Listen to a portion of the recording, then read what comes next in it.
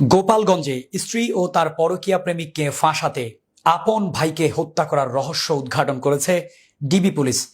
রোববার দুপুরে police super Mohammad Mizanur Rahman এক প্রেস ব্রিফিংয়ে এ তথ্য জানান। মনির মোল্লার প্রতিবেদন নিয়ে বিস্তারিত জানাচ্ছেন ফারজানা আক্তার ঋতু। নিহত ওয়েজ করণী খান সদর উপজেলার চরতলা গ্রামের মৃত ইসমাইল খানের ছেলে এবং পেশায় ভ্যান চালক ছিলেন। হত্যার মূল হোতা তারই ভাই জাহাঙ্গীর খান ও সহযোগী উজ্জ্বল শেখ। তারা আদালতে স্বীকারোক্তিমূলক জবানবন্দি দিয়েছে। পুলিশ জানায় জাহাঙ্গীরের স্ত্রী ফাতেমা বেগম নীলফামারীর রুবেল ইসলামের সঙ্গে পরকীয়ায় জড়িয়ে পড়েন এবং পরে জাহাঙ্গীরকে ডিভোর্স দেন। এরপর স্ত্রী ও প্রেমিককে ফাঁসানোর পরিকল্পনায় ভাই ওয়েজ করণীকে হত্যা করে জাহাঙ্গীর 2024 সালের 26 নভেম্বর সন্ধ্যায় ভ্যান যোগে ভাইকে চাপাইল ব্রিজের পাশে পোদ্দারের চর এলাকায় নিয়ে গিয়ে গলায় ওড়না পেঁচিয়ে শ্বাসরোধ করে হত্যা করা হয়। পরে লাশ কচুরিপানা ডোবায় ফেলে রাখা হয়।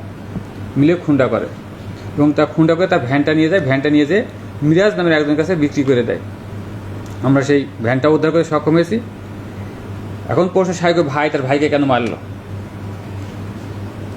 এই যে বাদী জাহাঙ্গীরের সাথে তার স্ত্রীর সমস্যা হলো একটা পরকীয়া প্রেম কেন্দ্রিক। ফাতেমা রুবেল নামে একটা ছেলের সাথে পরকীয়া প্রেম করতো এবং এই পরকীয়া প্রেম করাকালীন তাদের ভিতরে অন্তরঙ্গ মুহূর্তের ছবি রুবেল ধারণ করে বিভিন্ন লোকজনকে নিকট ছড়ায় দেওয়ার পরে জাহাঙ্গীর ভীষণভাবে অপমানিত হয় সমাজে। সে প্রতিশোধ নিতে চায়। কীভাবে প্রতিশোধ দিবে? সে তখন দেখলো তার ভাই ওয়েজ করণী একটু বোকাশোকা টাইপের ছিল। লেকে মেরে সে তার স্ত্রী এবং স্ত্রীর প্রেমিক রুবেল এবং তার শ্বশুর এবং শাশুড়ির মামলা দিয়ে তাদেরকে হয়রানি করার জন্য এই মামলাটা রুজু করে।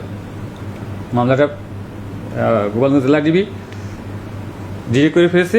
ইন দ্য মিন টাইম যে তিনজন আসামি 2জন গ্রেপ্তার হয়েছে, বাকি একজন পলাতক আছে। আমরা তাদেরকে অস্ত্রে গ্রেপ্তার করবো বলে আশাবাদ ব্যক্ত করছি।